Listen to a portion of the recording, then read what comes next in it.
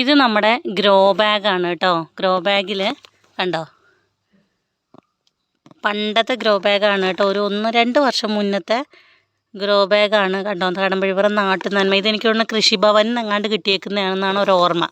അപ്പോൾ ഇത് ഓൾറെഡി മണ്ണ് നിറച്ച് വെച്ചിട്ടുണ്ട് കേട്ടോ ഇതിൽ. ഇനി അതെടുത്ത് മാറ്റി മണ്ണ് നിറയ്ക്കുമ്പോഴേക്കും ചിലപ്പോൾ ആ കവറൊക്കെ കീറിന്ന് വരും.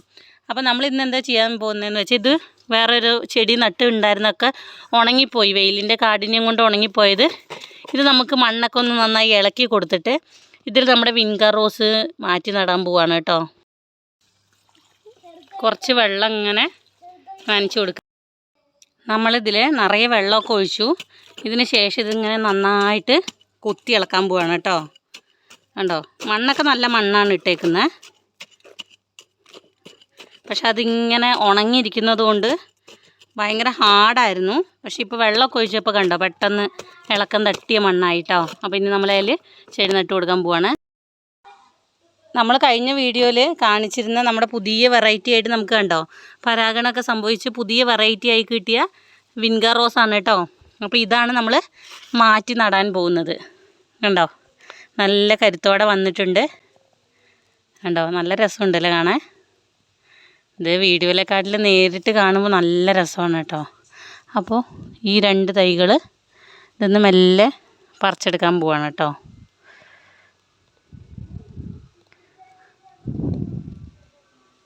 മെല്ലെ ഇങ്ങനെ പറിച്ചെടുത്തേ. കണ്ടോ, വേരൊക്കെ ഉണ്ട്, നല്ലപോലെ വേര് പിടിച്ചാണ്.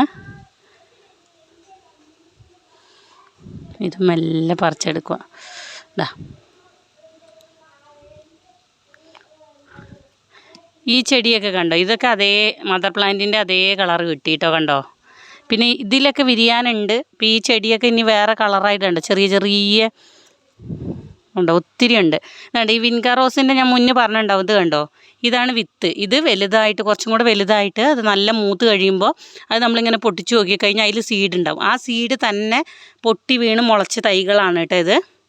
അപ്പോൾ നമുക്ക് കയ്യോടെ ഈ ചെടികൾ ഒന്നിച്ചെന്നെ ഞാൻ നട്ടു കൊടുക്കാൻ പോകുന്നത് കേട്ടോ. ഇതിങ്ങനെ തണലത്തിരിക്കുന്നത് കൊണ്ടാണ് കേട്ടോ.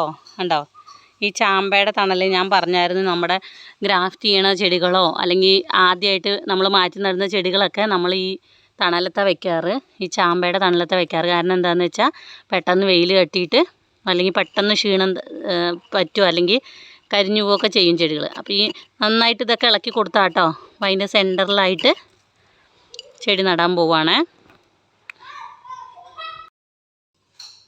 അപ്പോൾ നമ്മൾ ചെറുതായിട്ട് കുഴി കുഴിച്ചു കേട്ടോ. കുഴി കുഴിച്ചിട്ട് ഈ വേരക്കയിൽ ഇങ്ങനെ ഇറക്കി കൊടുത്തു. ഇങ്ങനെ മണ്ണിട്ടിട്ട് സെറ്റാക്കണം. കണ്ടോ, നമ്മുടെ പൂക്കളിങ്ങനെ നമ്മളിങ്ങനെ പറിച്ചെടുത്ത് ഇവിടെ കൊണ്ടുവന്നപ്പോഴേക്കും കണ്ടോ കൊഴിഞ്ഞു പോയി. ഇത് 2-3 ദിവസം നല്ല ഉണർവോടെ നിന്നാണ് കേട്ടോ. കണ്ടോ, നല്ല രസമല്ലേ. ഇതിങ്ങനെ കറക്കുമ്പോൾ നോക്കി പങ്കായൊക്കെ കറക്കണ മറ്റേ നമ്മൾ പറയില്ലേ എന്താ പറയുക, ഫാനിന് പണ്ടത്തൊക്കെ ഫാനിൻ്റെ ഇതുപോലെ ഉണ്ടല്ലേ. 2 പൂവും താഴെ വീണു. പക്ഷേ ഇതിലിഷ്ടം പോലെ പൂക്കൾ വിരിഞ്ഞു നിൽക്കുന്നത് നമ്മൾ വീഡിയോയിൽ കാണിക്കുന്ന കേട്ടോ. നന്നായിട്ട് നല്ല ബുഷിയായിട്ട് വരട്ടെ.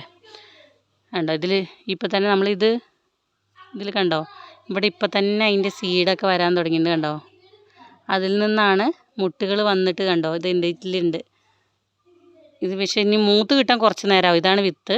മൂത്തിട്ട് കുറച്ച് കഴിഞ്ഞിട്ട് നന്നായി ഉണങ്ങിയതിന് ശേഷമാണ് നമുക്ക് സീഡ് എടുക്കാൻ പറ്റുള്ളൂ കേട്ടോ.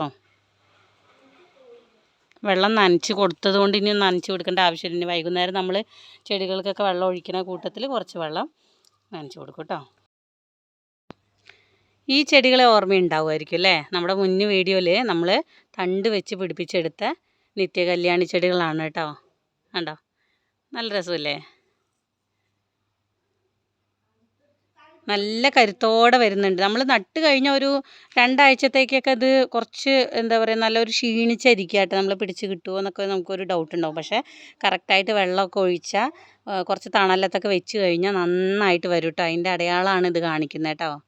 കണ്ടോ, ഇതിൽ 2 തൈ നമ്മൾ 2 കൊമ്പ് ഒന്നിച്ച് നട്ടായിരുന്നു. അപ്പോൾ കണ്ടത് ഈ ചെറുതും അങ്ങനെ വന്നു. നല്ല ഹെൽത്തിയോടെ പൂക്കളും നല്ല മനോഹരമായ പൂക്കളാണ് കേട്ടോ. അപ്പോൾ ഇങ്ങനത്തെ ഒത്തിരി വീഡിയോസ് നമ്മുടെ യൂട്യൂബ് ചാനലിൽ വരുന്നതായിരിക്കും. അപ്പോൾ സപ്പോർട്ട് ചെയ്യാം കേട്ടോ. ബൈ.